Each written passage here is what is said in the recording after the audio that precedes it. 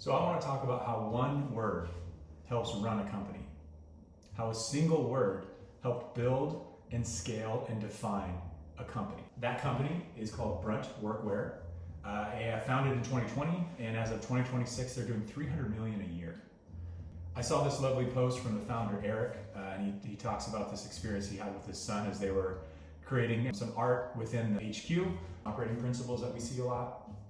And they had this wonderful exchange about the word discipline. So Eric's talking to his son about what it means, not only just in general, but how it helped build the company. BRUNT Workwear, some quick context, if you're not familiar, it's a workwear brand built for people actually building things, electricians, plumbers, operators.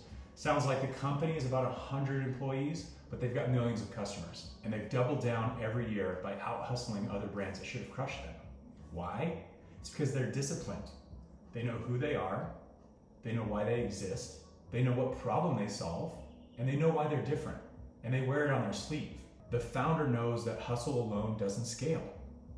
More people coming in means more opinions, more options, probably more dead ends. Without a filter, like discipline, the brand gets noisy, it gets inconsistent. And we've seen it before. This is exactly what happens with other brands that don't know who they are, don't know what they stand for, or they pivot because they're not getting results versus doubling down.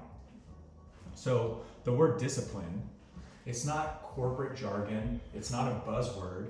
Their version was defined on their terms for their customer. And that's the move here, that's the lesson. Your customer doesn't get to wing it. And BRUNT is saying that they operate the same way. They have a lot of relatability and familiarity with their customer, and they're living that every day. So the definition becomes a filter for everything. Product launches, partnerships, hires, campaigns, if they do them.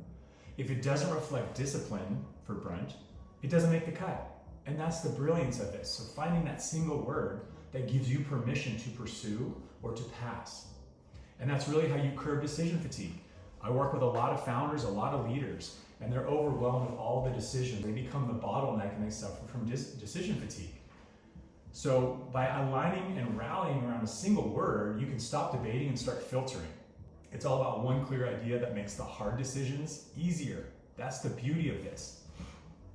So now what I love especially about this example is it's functional internally as well as it is externally. The team knows how to operate. They know that discipline is part and parcel, it's core to their business. But the customer sees a brand that mirrors their own values. And it's not just positioning, it's alignment. When your brand values match your customer's values, trust builds really quick.